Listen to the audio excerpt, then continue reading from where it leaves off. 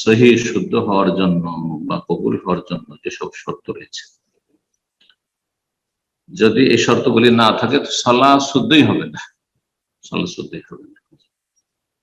সালাতের শর্ত সমূহের প্রথম শর্ত হচ্ছে আল মুসলিম তাহিরান মিনাল হাদাসিল আসগার ওয়াল আকবার, একজন মুসলিম যাতে করে ছোট নাপাকি বড় নাপাকি থেকে পাক পবিত্র থাকে। হাদাস হচ্ছে শরীরের আভ্যন্তরীণ অপবিত্রতা, নাপাকি যেটা নাপাক বস্তুর মতো দেখা যায় না, পেশাব পায়খানার মতো রক্তের মতো ইত্যাদি সব যেসব নাপাক বস্তু রয়েছে এগুলোর মতো দেখা যায় না। একজন মুসলিমের এই অপবিত্রতা যা দেখা যায় না তা দুই ভাগে বিভক্ত। আল হাদাসুল আসগার, ছোট নাপাকি বা ছোট অপবিত্রতা, আর হাদাসে আকবার মানে বড় নাপাকি বড় অপবিত্রতা। ছোট নাপাকি হচ্ছে, ছোট অপবিত্রতা হচ্ছে ওযুবিহীন থাকা, ওযু না থাকা।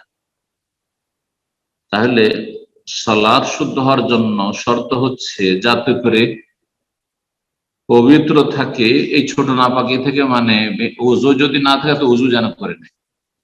ওযু করতে সক্ষম না হয় বা ওযুর জন্য পানির ব্যবস্থা না থাকে তাহলে ওযুর বিকল্প তায়াম্মুম থাকে। ওযুও নেই তায়াম্মুমও নেই, বিনা ওযুতে বিনা তায়াম্মুমে সালাত হবে না। ওযু করতে পারলে তায়াম্মুম তার বিকল্প নাই। পানির বিকল্প মাটি, যখন পানি পাচ্ছেন না অথবা পানি ব্যবহার করতে পারছেন না। ছোট নাপাকি তাহলে ওযুবিহীন থাকে বলা হয়। বড় নাপাকি হচ্ছে গোসল ফরজ হওয়া। আপনি এমন অবস্থা আছেন যে আপনার গোসল ফরজে আছে, গোসল না করলে আপনি নাপাক। গোসল ফরজ, স্বপ্নদোষ হয়েছে, স্বামী স্ত্রী মিলন হয়েছে পুরুষদের ক্ষেত্রে, নারীদের ক্ষেত্রে অতিরিক্ত মাসিক থেকে পাক পবিত্র হয়েছে, মাসিক বন্ধ হয়েছে কিন্তু এখনো গোসল হয়নি, বা বাচ্চা ভূমিষ্ঠ হওয়ার পরে নেফাস হয়েছে, নেফাস বন্ধ হয়েছে কিন্তু এখনো গোসল হয়নি, তাহলে বড় নাপাকিতে রয়েছে। এই অবস্থায় গোসল না করে সালাত পড়লে সালাত হবে না। একজন মুসলিম নর হোক নারী হোক ছোট নাপাকি থেকে পাক হইতে হবে, অর্থাৎ ওযু অবস্থায় থাকতে হবে, বিনা ওযুতে নাই। আর বড় নাপাকিতে পাক থাকতে গোসল যদি ফরজ থাকে তো গোসল করতে হবে, তাহলে সালাত শুদ্ধ হবে। নবী সাল্লাল্লাহু আলাইহি ওয়াসাল্লাম হাদিস হচ্ছে লা ইয়াকবালুল্লাহু সালাতা আহাদিকুম ইযা আহাদাসা হাত্তা ইয়াতাওয়াদ্দাহ, সহিহ মুসলিমের হাদিস। আল্লাহ এমন ব্যক্তির সালাত কবুল করবেন না ইযা আহাদাসা, যদি হাদাস হয়ে যায়, সেটা বড় নাপাকি হাদাস হোক ছোট হোক। যদি ছোট নাপাকি হাতে যতক্ষণ ওযু না করে নেবে, আর বড় নাপাকি হলে গোসল না করবে। যদি এই হাদিসে ইযা তাওয়াদ্দা থেকে প্রতীয়মান হয় যে এখানে হাদাস মানে ছোট হাদাস, মানে ওযু যদি না থাকে, বায়ু নির্গত হয়েছে, এছাড়া ওযু ভাঙে যেসব কারণ রয়েছে, যে কোনো কারণ হয়েছে, ওযু নাই, তাহলে যতক্ষণ ওযু না করবে। সুনানে তিরমিজির প্রথম হাদিস, লা তুকবালু সালাতুন বিগাইরি তুহুর, বিনা পবিত্রতায় সালাত কবুল হয় না, মানে শুদ্ধ হয় না, সালাত শুদ্ধই হয় না। লা তুকবালু লা তাসিহ, সেই তাহারাত বড় নাপাকি থেকে ছোট নাপাকি থেকে। প্রথম শর্ত এটি। দ্বিতীয় শর্ত হচ্ছে শরীর, কাপড় এবং সালাতের স্থান পবিত্র থাকতে হবে নাপাক বস্তু থেকে, নাজাসাত থেকে। হাদাসের আলোচনা 1 নম্বর হইল। 2 নম্বর শর্ত হচ্ছে নাজাস থেকে, নাপাক বস্তু থেকে। শরীরে যেন পেশাব পায়খানা বা এমন কোন নাপাক বস্তু না লেগে থাকে, কাপড়ে যেন না লেগে থাকে, সালাতের স্থানে স্পষ্ট দেখতে পাচ্ছেন নাপাকি, এমন যেন না হয়। পাক পবিত্র থাকতে হবে শরীর, কাপড়, যে কাপড় আপনার শরীরে আছে, আর সালাতের স্থান। যদি কোনো কিছু না দেখা যায়, আল্লাহর জমিন আসল হচ্ছে পাক, তাহলে কোনো নাপাকি দেখতে পাচ্ছেন না, শুধু সন্দেহের ভিত্তিতে নাপাক না, আসল হচ্ছে পাক। 3 নম্বর শর্ত দখুল ওয়াক্তিস সালাত, সালাতের ওয়াক্ত শুরু হইতে হবে। সালাতের ওয়াক্ত শুরু হয়নি আর সময়ের আগেই সালাত পড়ে ফেললেন, এমার্জেন্সি আছে, কোথাও যাবেন, জোহরের মাথার উপর থেকে সূর্য ঢলেনি, পড়েনি, পড়ে নিলেন, সূর্য ডুবে নিলেন, তার 5 মিনিট আগে মাগরিব পড়ে ফেললেন, হবে না। যে কোনো সালাতের ওয়াক্ত শুরু না হলে সালাত হবে না। সালাতের ওয়াক্ত সম্পর্কে বিস্তারিত আলোচনা হয়েছে।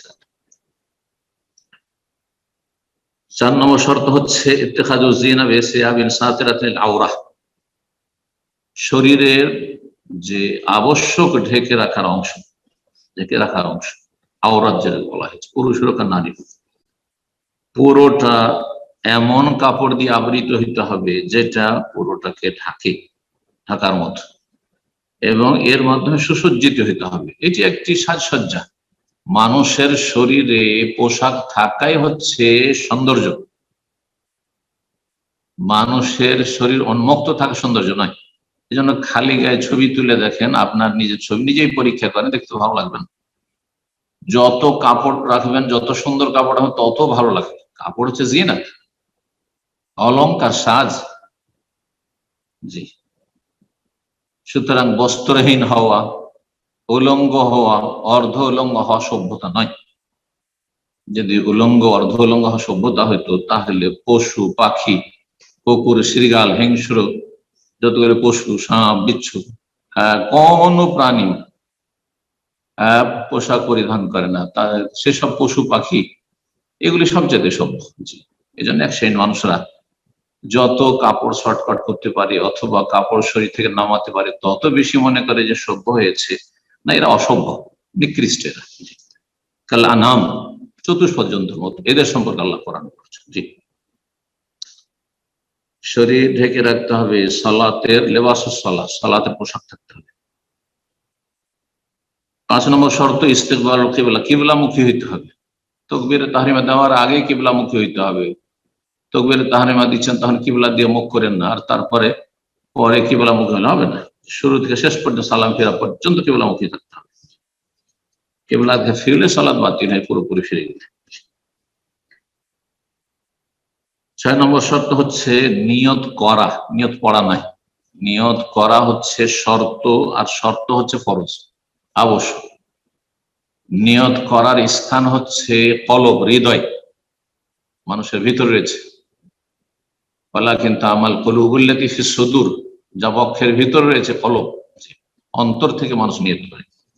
অন্তরের কাজ হচ্ছে নিয়ত করা। মুখে যারা নিয়ত করে তারা হচ্ছে অজ্ঞ, মূর্খ, বুঝে না যে কোন অঙ্গের কোন ফ্যাংশন, কোন কাজ। জি, হাত দিয়ে কেউ যদি মনে হাত দিয়ে আমি শুনবো, আর নাক দিয়ে খাবো, হ্যাঁ, আর কান দিয়ে আমি শুনবো না, আমি শুনবো, হ্যাঁ, তাহলে সে মূর্খ। কান দিয়ে কথা বলবো, তাহলে পাগল। কেউ যদি বলে আমি কান দিয়ে কথা বলবো, পাগল। তো ঠিক তেমনি যারা বলে আমরা নিয়ত পড়ি জবানে, তারা পাগল। দিন ইসলাম সম্পর্কে একবারে পাগল, কিছু বুঝে নেয় না। পাগলের যেমন সমাজে কোনো মর্যাদা নেই, ঠিক তেমনই তা আল্লাহর দিনে তাদের কোনো মর্যাদা নেই, বেদাতীদের। তো নিয়ত করতে হবে। কিভাবে করতে হবে স্পষ্ট করছেন লেখক, বিকলবিহি, অন্তর থেকে, বিকলবিহি কলব দিয়ে, অন্তর থেকে নিয়ত করবে। কি as-সালাত, সেই সালাতের আল্লাতী ইউসাল্লিহা, যেটা পড়তে চাইছে। আপনি যোহরের সুন্নাত পড়ছেন না, ফরজ পড়ছেন না, আসর পড়ছেন না, মাগরিব পড়ছেন, এসব পড়ছেন। কখন নিয়তটি হবে? ক্বাবলা তাকবীরাতুল ইহরাম, তাকবীরাতুত তাহরিমার আগে। জি, কাজ শুরু করার আগে নিয়ত করতে হবে। মানুষের অন্তরের সংকল্প যে কোনো কাজ করার আগে হয়। আপনি বিদেশে প্রবাসে আছেন, দেশে যাবেন, দেশে আছেন, বাইরে যাবেন, আগেই নিয়ত হয়। কাজ কর্ম শুরু করার আগে নিয়ত হয়। তো এইরকম ইবাদত বন্দেগীর ক্ষেত্রে ওয়ালা ইয়াতালাফাযু বিহা বিলিসানিহি, জবান দিয়ে উচ্চারণ করবে না নিয়ত। নাওয়াইতু আন উসাল্লিয়া লিল্লাহি তাআলা, এইসব গদবাঁধা যেসব বেদাতি নিয়ত রয়েছে, এগুলি কোন জ্ঞানী ব্যক্তি করতে পারে না। দিন সম্পর্কে সামান্যতম যদি জ্ঞান থাকে করতে পারে না। তাদের আসলে ধর্মান্ধ তারা, কোরআন এবং হাদিসের অনুসারী তারা নয়। জি, তারা হাওয়া ও প্রবৃত্তির অনুসারী। বাপ দাদা যেটা করেছে সেটাই তাদের ধর্ম। আল্লাহ হিদায়াত দান করুন। জি, 6টি শর্ত লেখক উল্লেখ করেছেন। অনেক ওলামারা 1 নম্বর শর্ত উল্লেখ করেছেন মুসলিম হও। কেন? মুসলিম না হলে কোন ইবাদত বন্দেগী কবুল হবে না। মুসলিম হইতে হবে। আগে মুসলিম হইতে, অন্তর থেকে বিশ্বাস করে, জবানে স্বীকৃতি দিয়ে, তারপরে সালাত শুরু করতে হবে। কোন মুসলিম যদি সালাত পড়ে যে চলো আমাকে ভালো লাগছে তোমাদের নামাজ, সুতরাং তোমাদের সাথে আমি নামাজ পড়ছি, নামাজ কবুল হবে? মোটেই হবে। প্রথম শর্ত হচ্ছে যে একজনকে সত্যিকার অর্থে অন্তর থেকে বিশ্বাস করে মুসলিম হয়, অন্তরে বিশ্বাস করবে আর জবানে ঘোষণা করবে আশহাদু আল্লা ইলাহা ইল্লাল্লাহ ওয়া আশহাদু আন্না মুহাম্মাদার রাসূলুল্লাহ। এই জন্য লেখক মুসলিম মুসলিম যেন পবিত্র, তাহলে প্রথম শর্ত আর আগে, 1 নম্বর শর্ত না আগে প্রথম শর্ত, যেটি এখানে যেহেতু 6টি বর্ণনা করা হয়েছে 7 নম্বর বলতে পারি বা 1 নম্বরে বলতে পারি, সেটি হচ্ছে মুসলিম হইতে হবে।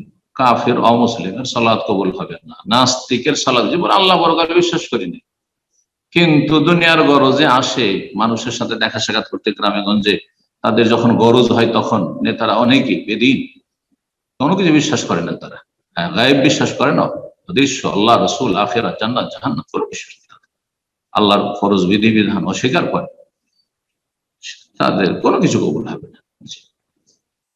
এইরকম যেই ব্যক্তি মুশরিক, বড় শিরক, আল্লাহ ছাড়া অন্যকে সিজদা করে, সেই ব্যক্তি মুশরিক, সে মুসলিম না, তার কিছুই কবুল হবে না। বড় শিরক মুক্ত, বড় কুফরি মুক্ত, বড় মুনাফিকি নাস্তিকতা মুক্ত হইতে হবে, তাহলে সালাত শুদ্ধ হবে। জি, তো এই 7টি সালাত শুদ্ধ হয়ে যাবে এমন শ্রেণীর মানুষ রয়েছে, সালাত শুদ্ধ হয়ে যাবে কিন্তু সালাত আর ফরজ নাই, আর তাদের সালাত ফরজ হওয়ার জন্য আরেকটি শর্ত বলা যেতে পারে, সেটা হচ্ছে সাবালক হওয়া। সাবালক সাবালক হইতে হবে, নাবালক হলে সালাত ফরজ নেই, নাবালকের সালাত ফরজ, নাবালিকার সালাত ফরজ নেই। সালাত ফরজ হওয়ার জন্য একটি শর্ত বলা যেতে পারে। সালাত ফরজ যে সুস্থ মস্তিষ্কের মানুষ, পাগলের উপর কোনো কিছু ফরজ নেই, কলম উঠিয়ে নেওয়া হয়েছে, রফিয়াল কালামান সালাসা আনিল মাজনুন হাত্তা ইউফিক, যতক্ষণ পর্যন্ত পাগলের মস্তিষ্ক বিবেক ফিরে না আসবে, হিতাহিত জ্ঞান ফিরে না আসবে, তো এটি একটি শর্ত যে বিবেক সম্পন্ন হইতে। যাই হোক, তারপরে কিছু মাসাইল বর্ণনা করেছে লেখক, তা আলোচনা করি। বলছেন যে একজন মুসলিমের জন্য সুন্নত হচ্ছে জামিল, সুন্দর কাপড় পরে সালাত আদায় করবে, যথাসাধ্য ভালো কাপড়ে সালাত আদায় করবে।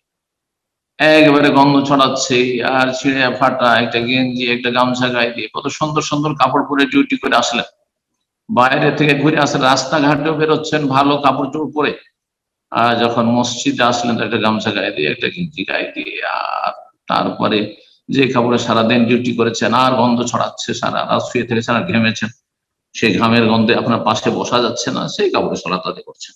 এটি আল্লাহ রাব্বুল আলামিন যথাযোগ্য মর্যাদা দেওয়া নয়, কমা কাদারুল্লাহ কাকদরি, আয়াত অত্যন্ত ব্যাপক, তারা যথাযোগ্য আল্লাহকে মর্যাদা দিল না, মূল্যায়ন করল না, রবের সামনে দাঁড়িয়েছেন।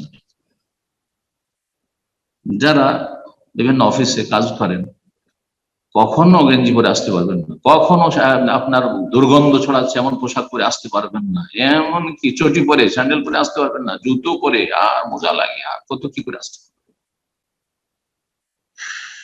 আল্লাহর জন্য সবচাইতে উত্তম দৃষ্টান্ত, আল্লাহ রাব্বুল আলামিনের কাছে ভালো অবস্থায় আসার চেষ্টা করবেন। যদি আল্লাহ রাব্বুল আরহামুর রাহিমিন, আল্লাহ রাব্বুল আলামিন কবুল করবেন, সর্বনিম্ন আপনার শরীরে কাপড় থাকলেই হবে, কিন্তু সুন্দর কাপড়ে আসার চেষ্টা, এটি সুন্নাত, পরিষ্কার পরিচ্ছন্ন যেন হয়, কারণ আল্লাহ বেশি হক রাখেন যে তার জন্য সুসজ্জিত হবেন, এবং আপনার লুঙ্গি যাতে করে হাঁটুর ওপরেও না উঠে যায় আর টাকনার নিচেও না চলে যায়।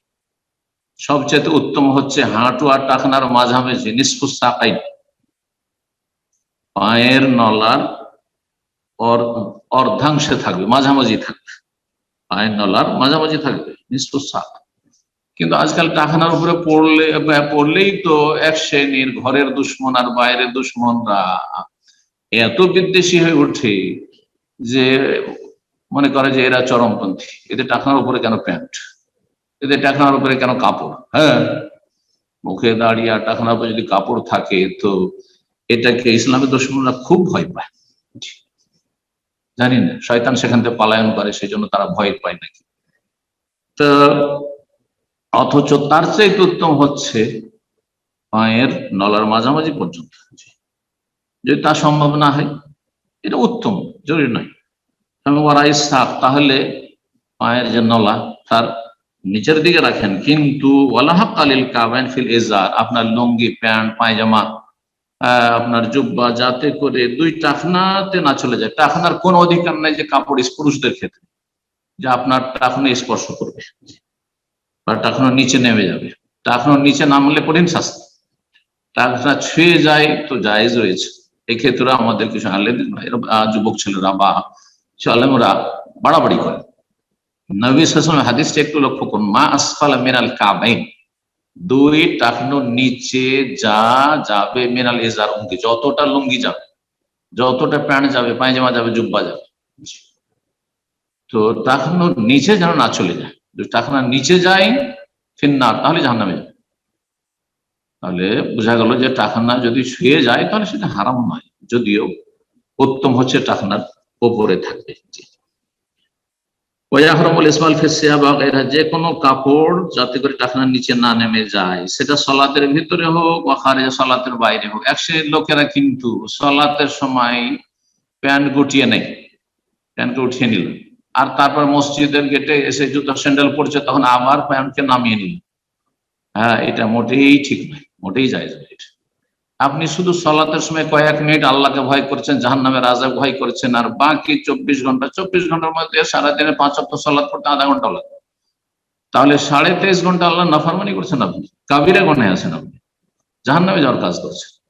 আল্লাহ হিদায়াত দান করুন এরকম শ্রেণীর লোকদের। এরা কিছু অংশ ইসলাম প্রবেশ করার, কিছু অংশ বার করে রেখে দেয় নিজের। উদখুলু ফিস সিলমি কাফা, আল্লাহ বলছে ইসলাম পূর্ণরূপে প্রবেশ করুন। ওয়ালা তাত্তাবিউ খুতুওয়াতিশ শাইতান, শয়তানের পদাঙ্ক অনুসরণ করিয়ে না। আপনি যখন কিছু সময় টাকনার নিচে হারাম কাপড় রাখলেন, শয়তানের অনুসরণ করলেন। পুরুষ লোক শরীরে কতটা ঢাকবে সলাত আবশ্যক হচ্ছে, আওরাতুর রাজুল মিনাস সুররাতি ইলা রুকবা, পুরুষ লোকের ঢেকে রাখা আবশ্যক হচ্ছে নাভি থেকে শুরু করে, নাভি সহ, নাভি ঢাকতে হবে, নাভি যেন খুলে না যায়, এবং পেছন দিক থেকে নাভি বরাবর ঢাকতে হবে, তার নিচে না চলে যায়। এক শ্রেণীর প্যান্ট পরা ভাইরা কিন্তু যখন রুকুতে যান, সেজদা যান, তাদের প্যান্ট নামতে পেছন দিক থেকে পাছার কিছু খুলে যায়। হ্যাঁ, নিতম্বের ফাটল নাউজুবিল্লাহ চলে যায়, দেখে খুব নোংরা লাগে। সালাত ফাসেদ, নষ্ট হয়ে যাবে। যদি ওপর দিক থেকে গেঞ্জি উঠে গেল, যারা টি শার্ট পরছেন, ওপর দিকে গেঞ্জি টান দিল আর নিচের দিকে প্যান্ট টান দিল, আর মাঝখানে খুলে গেল, আর সেটা নাভির নিচে চলে যাচ্ছে, নাভি বরাবর বা পর্যন্ত ঢাকছে না, নাভি সহ ঢাকছে না, সামনের দিকে নাভি আর তার বরাবর হইতে হবে, তাহলে সালাত নষ্ট হয়ে যাবে। সচেতন হইতে হবে নামাজি। প্যান্ট পরছেন নামাজি, তাহলে আপনার নামাজ সালাত যেন নষ্ট না হয়। নাভি থেকে শুরু করে হাঁটু পর্যন্ত, হাঁটু সহ নাভিও ঢাকতে হবে আর হাঁটুও ঢাকতে হবে। আর ওপরে কাঁধ ঢাকা, কাঁধ ঢাকতে হবে, সলাতে কাঁধ ঢাকতে হবে। কিন্তু কাঁধ কেউ যদি না ঢাকে তো সলাত হবে কিনা? কাঁধ ঢাকা যারা ফরজ বলেছেন, ওয়াজিব বলেছেন, সলাত হবে না। লা ইউসাল্লি ফি আহাদুকুম ফি সাওবিল ওয়াহিদ, লা ইউসাল্লি আহাদুকুম ফি সাওবিল ওয়াহিদ লাইসা লা আতিকি মিনহু শাই। এমন কোন ব্যক্তি যেন এইভাবে সলাত না আদায় করে যে একটা কাপড় পরে আছে, লুঙ্গি অথবা প্যান্ট পায়জামা, আর অথবা এমন ভাবে পরে আছে বুক পর্যন্ত, হ্যাঁ, আর কাঁধের উপরে কিছু নেই, কাঁধ খোলা অবস্থায় সলাত আদায় না করে। পড়তে নিষেধ করেছেন, যদি করে দেয় কেউ কাঁধ খোলা অবস্থায় সলাত পড়ে নেয়, তখন সেন্টু গেঞ্জি পরে হবে কিনা? যারা বলছেন কাঁধ ঢাকা ফরজ বা ওয়াজিব, তারা বলছেন হলে হবে না। আর অধিকাংশ আইম্মা বলছেন যে কাঁধ ঢাকা ওইরকম ফরজ শর্ত নয়, আওরাত ঢাকা হয়ে গেছে, নাভি সহ হাঁটু পর্যন্ত ঢাকা হয়েছে, সুতরাং তার সালাত হয়ে যাবে। কিন্তু সে মাকরুহ, অপছন্দনীয় কাজ করলো, কিন্তু এরকম ঝুঁকিতে থাকবেন না, যেহেতু বিষয়টি ইখতিলাফপূর্ণ। এমন কোন ঝুঁকিতে থাকবেন না যে সেন্টু গেঞ্জি গায়ে দিয়ে সলাত আদায়। সেন্টু গেঞ্জি যদি থাকে তার উপর যেন গামছা থাকে, কমপক্ষে একটা চাদর থাকে, কিছু থাকে। সালাতে মহিলার পুরো শরীর হচ্ছে আওরত, মানে ঢেকে রাখার বস্তু, আবৃত, পুরো শরীর আবৃত থাকতে হবে। একমাত্র ওয়াজহা, চেহারা, ওয়াকাফায়া, দুই হাত এই কবজি পর্যন্ত, ওয়াকাদমাহা, দুই পা। দুই পায়ের ক্ষেত্রে ইখতিলাফ রয়েছে।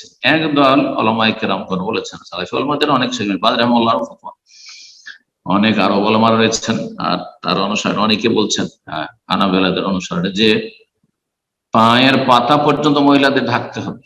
কিন্তু বিষয়টি সম্পর্কে শাইখ ইবনে উসাইমিন রাহিমাহুল্লাহ বলছেন যে এর অকাট্য কোনো দলিল নেই, স্পষ্ট কোনো দলিল নেই। সুতরাং এইভাবে আপনি একটি অস্পষ্ট দলিলের ভিত্তিতে, অকাট্য দলিল নেই, তারপরেও আপনি বলবেন যে কারো সালাত বাতিল, তার পায়ের তলা ঢাকা নাই, সেই জন্য না, ভুল, এটি ঠিক না। জি।